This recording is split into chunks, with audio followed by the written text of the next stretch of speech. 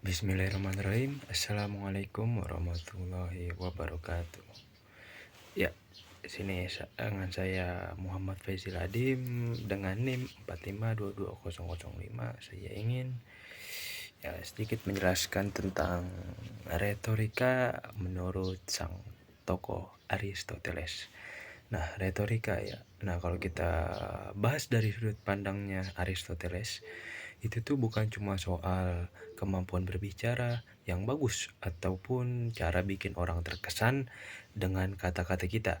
Nah, buat Aristoteles, retorika itu adalah seni untuk mempengaruhi. Nah, dalam bukunya yang berjudul Retorik, Aristoteles menjelaskan bahwa retorika adalah kemampuan untuk menemukan cara terbaik untuk meyakinkan orang lain dalam situasi tertentu.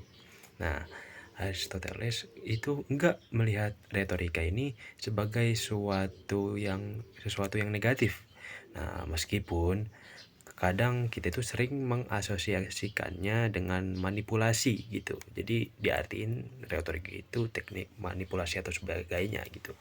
Nah, tapi sebaliknya Aristoteles itu bilang bahwasannya retorika itu penting untuk kehidupan bermasyarakat.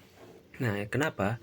Nah, karena itu nggak semua orang bisa memahami logika yang rumit atau data yang penuh dengan angka-angka. Nah, jadi retorika itu membantu menyampaikan ide dengan cara yang bisa diterima oleh banyak orang. Nah, Aristoteles sendiri membagi retorika ini menjadi 3 elemen utama, yakni yang pertama logos, yang kedua pathos, dan yang ketiga ethos. Nah, kita bahas dulu yang pertama logos. Nah, logos ini berkaitan sama logika dan argumen yang masuk akal. Nah, kalau misalnya kamu mau meyakinkan orang, Anda harus punya alasan yang jelas.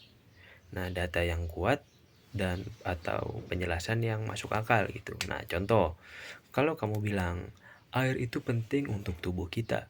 Nah, terus kamu jelasin tuh kenapa nih air penting nih bagi tubuh kita. Kasih data-datanya, fakta-fakta ilmiahnya. Nah, itu artinya kamu pakai logos.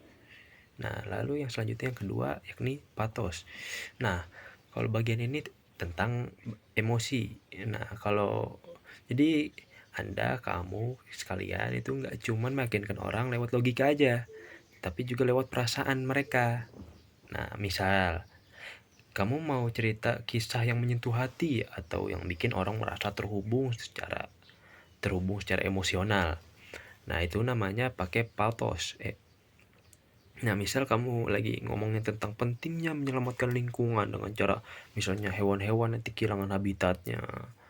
Jadi ya gitu, misal hutan terbakar. Nah, itu kan bikin audiens jadi lebih tergerak intinya gitu. Nah, itu pakai teknik atau ya pathos gitu. Nah, yang terakhir yang ketiga ethos.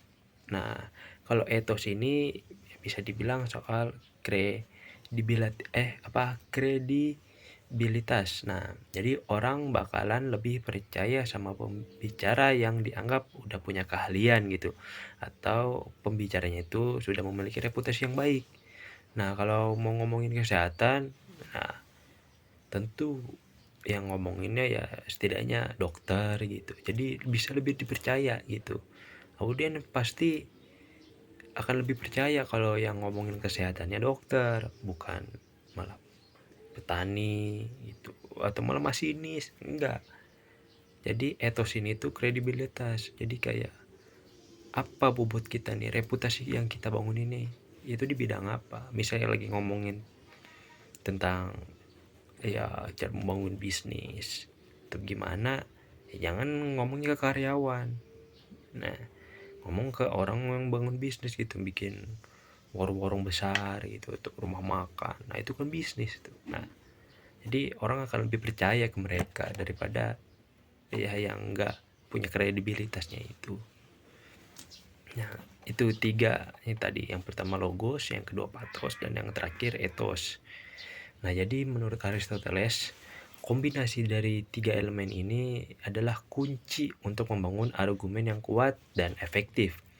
Nah, tetapi dia juga menekankan bahwasannya retorika itu harus digunakan dengan bijak ya.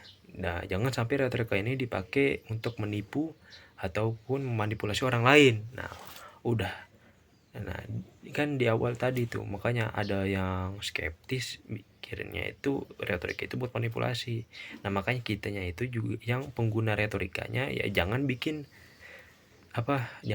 reputasi retorikanya itu turun juga dengan menggunakan retorika dan untuk memanipulasi gitu. Jadi makan merusak kepercayaan. Nah, jadi intinya buat Aristoteles sendiri, retorika itu seni yang ada di persimpangan logika, emosi, dan karakter seseorang. Nah, kalau kita tahu cara memadukan ketiga hal tadi itu, nah kita sendiri itu akan bisa menjadi seorang komunikator yang gak cuma pintar ngomong doang, tapi juga bisa menginspirasi dan juga membangun koneksi dengan orang lain. Nah, sekian pembahasan saya pada kesempatan kali ini. Terima kasih karena telah mendengarkan. Terima kasih, saya Muhammad Faizil Adim. Wassalamualaikum warahmatullahi wabarakatuh.